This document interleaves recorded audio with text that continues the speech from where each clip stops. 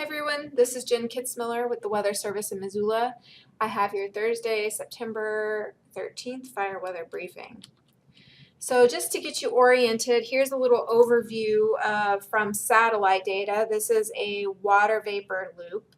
And so what we're looking at here is the large-scale weather features that are out there. Blue, green colors represent a lot of moisture in the atmosphere. Whereas the red and orange colors, that represents a lot of dryness in the atmosphere. And so we use this to kind of find those large-scale weather systems that are out there. And there's a couple that I want to point out to you. The first being this broad area of low pressure that's sitting off the Pacific Ocean and into the Pacific Northwest. And then the second being this area of high pressure that's sitting off along much of the eastern United States.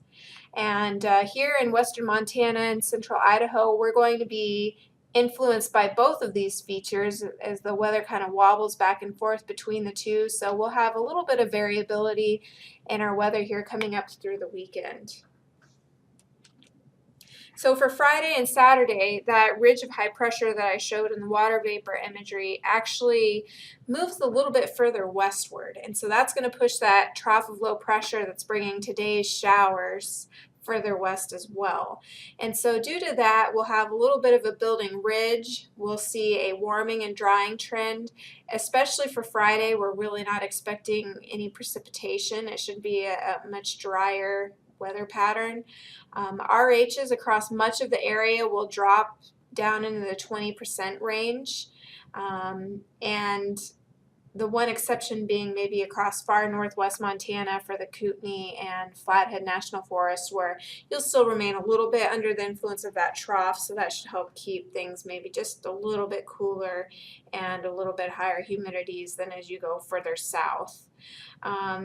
As we move into Saturday, it's going to be a pretty similar story. Both days are going to be ultimately pretty dry and pretty warm. However, as we get into Saturday afternoon and evening, we are going to see some increasing chances of some showers and thunderstorms. The main threat of thunderstorms will likely be across southwest Montana, so the Beaverhead Deer Lodge National Forest.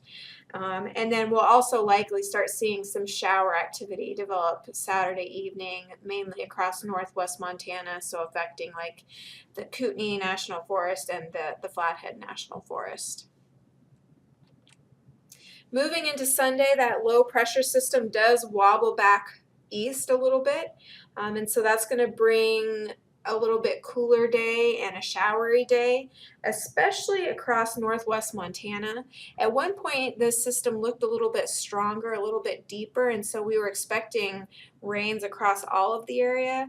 However, now it looks like the main effect with this system is going to bring the best chance of rain into portions of the Nez Perce Clearwater National Forest and generally locations north of Missoula will have the best shot at actually seeing some showers and some precipitation out of this. Whereas as you go further south, so the Bitterroot National Forest and the Beaverhead Deer Lodge National Forest, you guys will likely not see much precipitation. It's going to be drier and a little warmer, so you probably won't see as big of a change down in those areas from Saturday to Sunday. And it will be probably generally breezy area-wide. Here I've got highlighted the locations where we think you'll have the best chances of seeing any precipitation. As we get into next week, our forecast models are having a little bit of difficulty, largely due to all that tropical activity that we have out there that can make things kind of difficult for our weather models. But the overall trend seems to be showing a general kind of troughy type pattern over us. So that lends to maybe near normal to slightly below normal temperatures, but also below normal precipitation. We don't at this point really see any big weather systems that would bring in a lot of widespread precipitation. So here this outlook showing that below normal temperatures and below normal precipitation. There are some indications that we may see a wetter system way out there in the next Thursday, Friday time frame, but at this point I wouldn't say that I have a lot of confidence with that, so we'll be keeping an eye on it. And here's your look at the fire weather matrix. Fire weather wise, we really don't, as I mentioned, see any big systems or any big changes that would really want us to bump this threat matrix up into anything other than just low potential. So it'll just be keeping an eye on those periods of possible showers and potential for maybe a wet system late next week. So that's all I have for you guys today. The next briefing is scheduled for Sunday, September 16th.